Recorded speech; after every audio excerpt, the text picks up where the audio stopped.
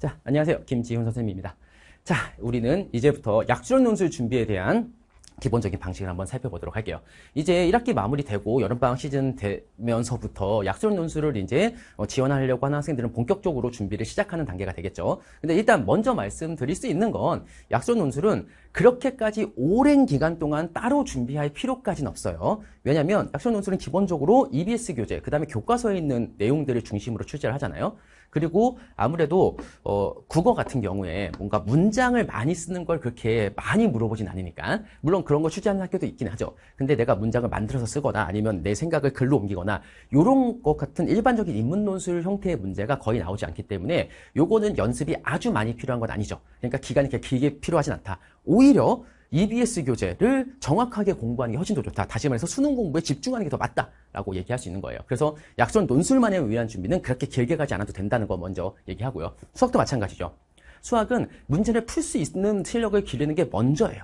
그리고 답안은 약수론 논술은 다른 일반적인 수리 논술에 비해서 답안의 그 완성도, 이거를 엄청나게 디테일하게 점검하지는 않기 때문에, 그러다 보니까 역시 내가 풀이의 습관을 조금만 조정하면서 오히려 EBS 교재에 있는 문제들을 더 열심히 풀어보는 거, 이게 훨씬 더 좋은 방법이죠.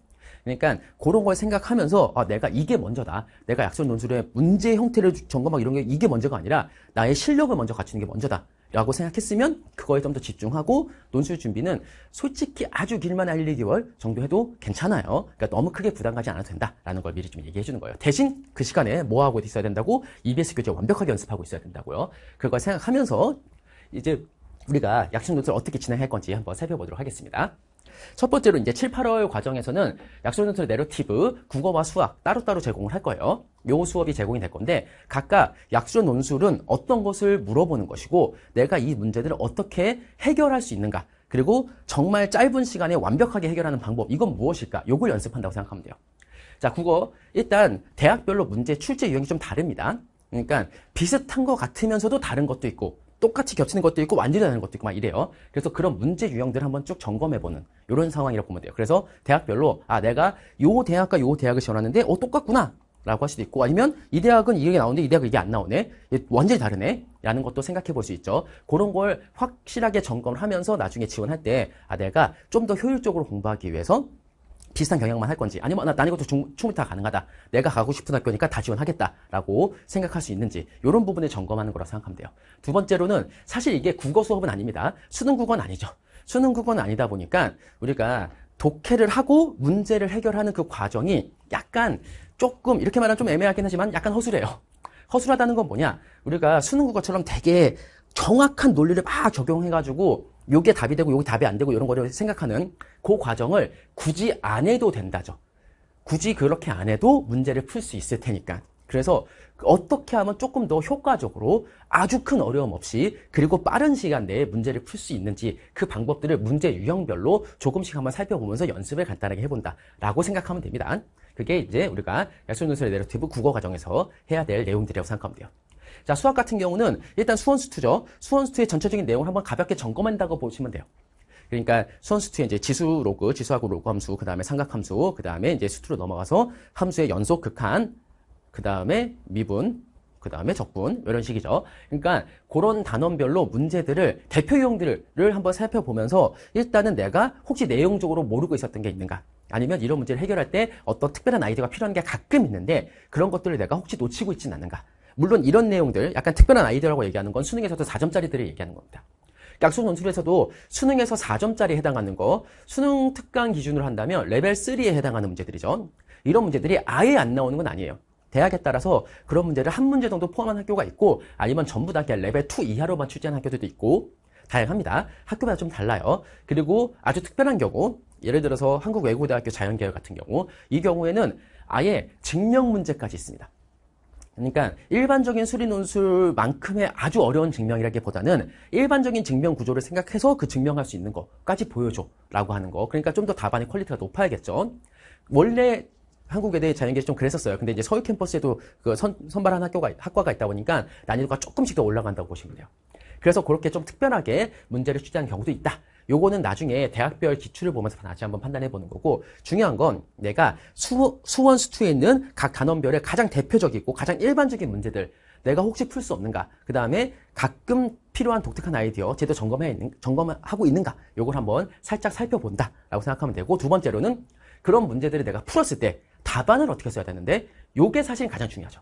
사실 수학에서는 열심히 수학 공부도 하고 있을 테니까, 수능 준비 열심히 하고 있을 테니까, 여기서 이제 우리가 약속 논술을 따로 준비한다고 했을 때는 이제 내가 답안을 어떻게 써야 되는데, 어디까지 써야 돼, 어떻게 쓰는 게 가장 좋아, 요걸 연습하는 거죠. 자, 일단 뭐 먼저 얘기한다면 이렇게 하면 돼요. 우리가 뭐 EBS 교재를 보면 알잖아요. EBS 교재 보면 뒤에 이제 해설 있죠. 해설을 보면 막 이렇게 풀어놨잖아요. 그러면 그 무슨 생각이 드는지 한번 생각해봐.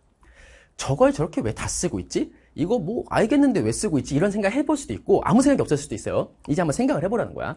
이거를 이만큼을 썼는데 이 내용을 내가 꼭 써야 되는 거였나? 이거 당연한 암산 가능한 건데 왜 하지? 아니면 이걸 왜 이렇게 설명하지? 약간 그런 느낌이 들 수 있다고.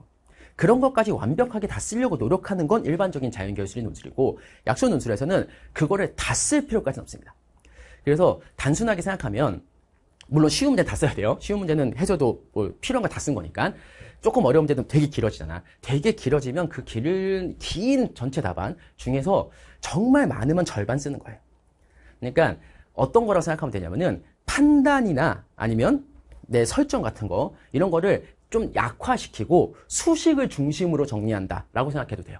물론 판단 내용을 아예 안 쓴다는 얘기는 아닙니다. 그런데 수리 논술 같은 경우는 그 판단과 해석 내용을 쓰는 게 굉장히 중요하다고 볼 수 있는데, 약수론 논술은 그거는 약간 좀 더 일반적인 나와. 그러니까 우리가 그런 걸 판단을 따로 해볼 필요가 없는 문제가 대부분 나온다는 거예요. 그러다 보니까 요거는 그냥 요 얘기 없이 이 수식을 쓰면 되겠네, 요거는 간단하게 이렇게만 얘기하면 되겠네 정도로 넘어갈 수 있는 거, 그런 것들을 좀 생각할 수 있어요. 역시 이것도 효과적으로 답안 쓰는 방법이라고 생각하면 되죠. 그리고 가장 중요한 필수 수식을 중심으로 쓴다. 왜냐면 채점할 때 그거 중심으로 보거든요. 그래서 그런 것들을 어떻게 내가 연습을 할 건지, 그거에 대한 내용을 우리 약수론 논술의 내러티브 수학 과정에서 제공을 할 것이다 라고 생각해 주면 되겠습니다. 자, 그러면 이제 8월까지, 그러니까 여름방학 중간 안까지, 여기까지는 이렇게 기본적인 문제가 이런 거구나, 내가 이렇게 연습할 수 있구나, 그리고 대부분의 시간은 뭐 한다고, 이거는 그냥 점검한 거고 대부분의 시간은 수능 공부하시면 돼요. 특히 국어, 수학, 그리고 국어 같은 경우는 국어 수능을 위한 준비도 당연한 건데, 약수론 논술을 생각하면서 문제를 내가 못 풀겠어도 답이 왜 그게 되는지 요거를 점검하는 과정. 그래서 해설을 잘 보면서 연습을 하는 겁니다. 이렇게 해주면 되고, 이제 그 다음에는 이제 기출 문제들을 보면 되겠죠. 자, 기출 문제들이 그렇게 많지는 않죠. 정말 길어봤자 2022학년도부터 있으니까. 근데 그걸 다 보는 건 조금 불필요해요. 다 볼 필요까지는 없어. 그래서 일단은 2024학년도 기출과 2025학년도 기출을 중심으로 보도록 할 겁니다. 그래서 2024학년도 기출 문제도 가능하면 이제 모든 대학들, 그냥 약수론 논술이라고 얘기할 수 있는 모든 대학들, 2025학년도도 최대한 모든 대학을 다 제공하려고 하겠지만 그게 다 안 될 수도 있어요. 그래서 일단은 뭐 가천대는 당연히 좀 할 거예요. 가천대가 가장 중요한 학교이긴 하니까. 그래서 가천대는 2024 기출, 2025 기출을 다 얘기할 거고, 그리고 그 외 학교들은 약간 묶어서 하는 경우도 있을 거고, 학교별로 따로따로 제공을 할 건데, 수리논술 같은 경우는 약간 묶어서 가겠죠. 왜냐면 수리논술은 문제가 한 세트, 두 세트씩밖에 없고, 그 다음에 문제들이 경향성이 좀 비슷하다 보니까 수리논술은 좀 묶어서 한 세트로 가게 될 것이고, 국어와 수학이 모든 있는 학교들, 그 학교들은 가천대와 그 외 학교들이 아마 묶일 겁니다. 왜냐면은 가천대가 문제 좀 너무 많아. 문제가 G세트까지 있잖아요. 너무 많고, 나머지 학교들은 한두 개씩, 많아봤자 3개 정도씩 있으니까 적당히 묶음으로 제공을 해주려고 노력할 거예요. 그리고 2026학년도에 대해 모의논술이 있다면 그 모의논술은 가볍게 제공해 줄 수도 있긴 있는데, 사실은 모의논술이 크게 의미는 없습니다. 왜냐면은 내용이 너무 정해져 있고, 그리고 대부분 그 해에, 그러니까 웬만하면 그 해에 EBS 교재를 중심으로 출제를 하기 때문에 모의논술은 그 전해 거를 살짝 얘기하거나 아니면 옛날 거를 갖고 오거나 막 그런 경우도 좀 있고, 물론 뭐 모의논술에 나왔던 게 그대로 기출논술에 나오는 경우도 있어요. 가천대가 좀 그런 거 좀 해요. 그러니까 실제로 모의논술이 있었는데 문제 살짝 바꾸거나 거의 똑같이 낸 경우도 있습니다. 그래서 모의논술 아예 무시할 수는 없지만, 사실 모의논술을 대학에서 제공해주지 않는 경우가 좀 많아요.